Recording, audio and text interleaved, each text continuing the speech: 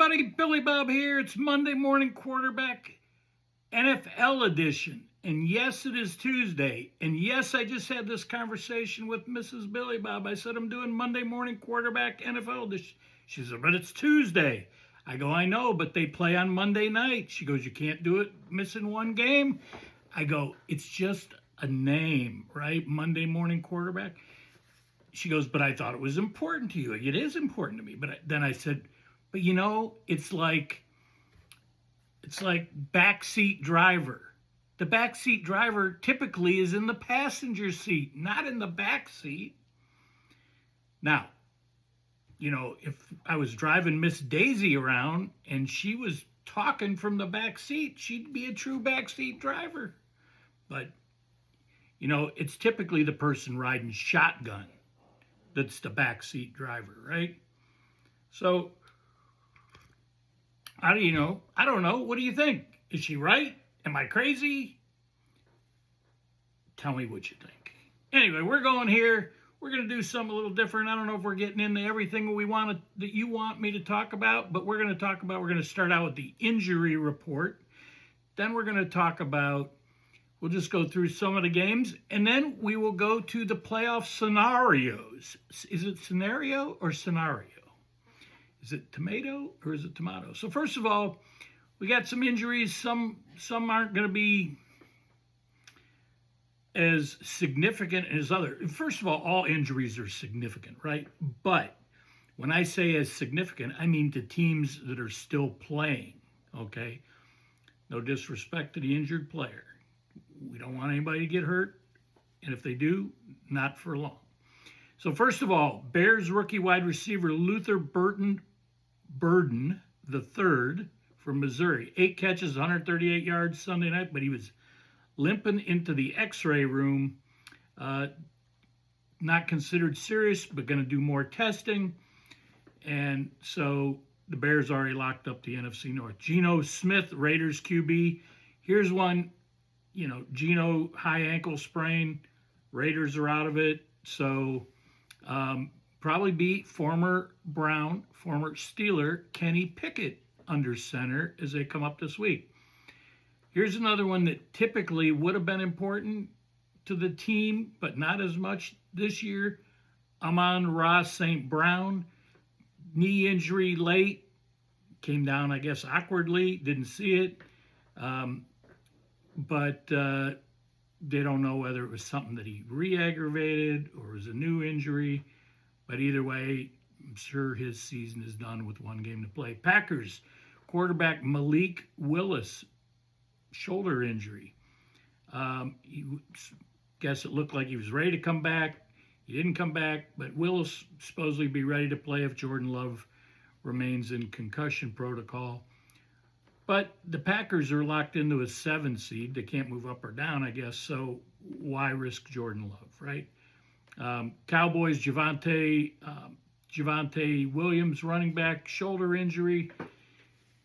He suffered that on Christmas Day. Cowboys out of contention. I'm sure he's done for the year. Jets running back Breece Hall didn't finish the Patriots game. Knee injury. Said after the game, knee's fine. He still had 111 yards and a 59-yard touchdown in the game. Harold Fannin Jr., Cleveland Browns, made a big catch for a touchdown early in the game, and but then he apparently had tweaked his groin earlier in the week. I think maybe later in the week, like Friday in practice. When he went for the ball awkwardly, caught it, rolled in for a touchdown, but re-aggravated the groin injury. He was out for the rest of the game. So let's see. Lions lost even more guys. Linebacker Alex Anzalone and safety Thomas Harper both had concussions. Big blow for the Steelers. They're playing this week for their playoff lives. Steelers tight end Darnell Washington. He caught a ball short of the Browns stopped him short of the first down marker on a 4th down play. He was holding his arm when he went off the field.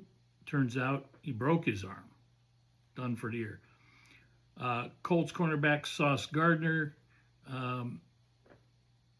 aggravated a calf, didn't return. Colts are out of playoff contention. Looked like they were doing well, and not so much. So that's it. There are a couple others minor ones, but let's take a look here. Let's take a look at some scores. Just some initial thoughts on these. Cowboys beat the Commanders. Ain't nobody going to the playoffs. Dak Prescott said he's playing for pride. He plans to play the last game against the Giants. He had a decent game, 19 out of 37, 300 yards, 2 touchdowns. So you got the Vikings put a thumping on the Lions. Lions disappointing 8-8. So let's move on. Chiefs, speaking of disappointing, Chiefs lose to the Broncos. Of course, the Broncos are 13-2. I believe they won the AFC West. Or they're battling with the Seahawks. Maybe that's what it is. We'll see when we get to the playoff scenarios. Texans, another nice win. They beat the Chargers. They're 11-5. Chargers 11-5. The stinking Ravens beat the Pack. That sets up that with the Steelers' loss sets up a playoff, basically a play-in game because those two teams are playing this weekend, last game of the year, and they're playing to get in. One's in, one's out. Bengals, nice win, kind of feel good, 37-14 over the Cardinals. That he is, who's he? Oh, number 61 for the Bengals. I forgot his name, but it was his birthday. So they threw him a bone, or better yet, they threw him a pass and he caught it and he ran over a couple guys. He was supposed to catch it and go down or go out of bounds, but he had to make the most of it, and he ran over a couple guys. Saints over the Titans. Jags having a nice year at 12-4 over the Colts. Dolphins. What is wrong with the Buccaneers? I believe now they've lost 6 of their last 7 games, fighting for their playoff lives too. They're 7-9. I think they still might have a chance. I'm not sure. We're going to find out in a minute. Patriots, another nice win, 13-3, 42, or 13-3, 42-10 over the Jets, who are a woeful 3-13.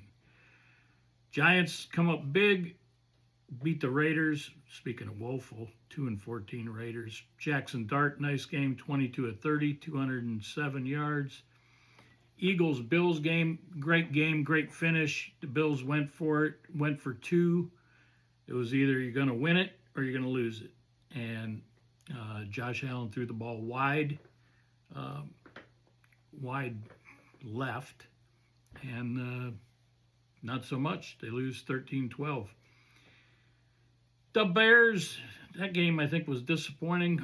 Brian, sorry Brian, but that game was disappointing for you guys, even though Caleb Williams, decent game, 25-42, 330 yards, and 2 touchdowns. You should win the game when you got stats like that, especially then when your wide receiver, Luther Burden, the third, 8 catches, 138 yards, and a touchdown. And then the Rams, what the hell happened? What's going on here? The 7-9 Falcons beat the Rams 11-5. Now, I do know that the Falcons, based on their head-to-head or their conference, I believe it's the conference record, will not, they'll miss the playoffs because they lose the tie against the Tampa Bay Bucks. So let's see here. Let's run through this pretty quick. Oh, because I got a show at 6 o'clock. I got a live show with the Boggsy, Eric Buckeye Boggs. How can the Broncos clinch the number 1 seed and home field advantage? Simple. Win. How do the Jags clinch the number 1 seed and home field advantage? Win, a Denver loss, and a New England loss. Okay. How do they clinch the AFC South? A win or a tie. or if Houston loses or ties. Patriots, how can they clinch the number one seed? A win plus a Denver loss. Simple. And here's one we just got done talking about. How can the Steelers clinch the AFC North and make the playoffs? Simple math. They win, right? How do the stinking Ravens clinch the AFC North and make the playoffs? More simple math. Win. This isn't new math. This is old, simple math.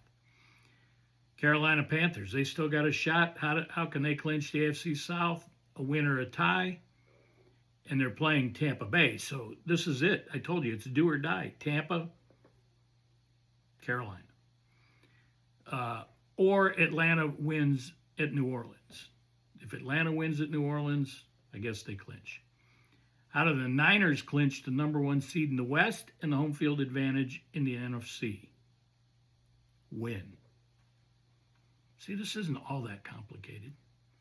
It's not like we got 4 different ties and a stand on one leg kind of deal.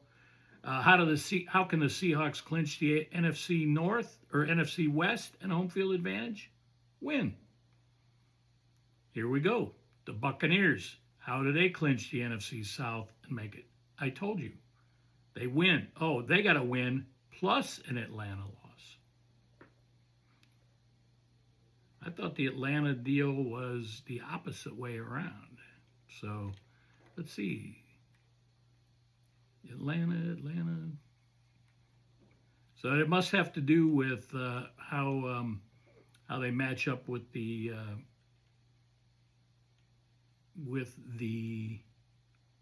Carolina Panthers.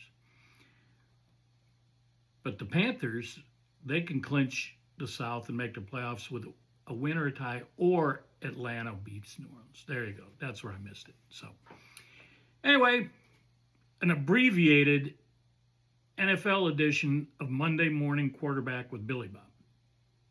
That's a wrap. America, land of the free, because of the brave. Stay focused, America. Billy Bob, peace out.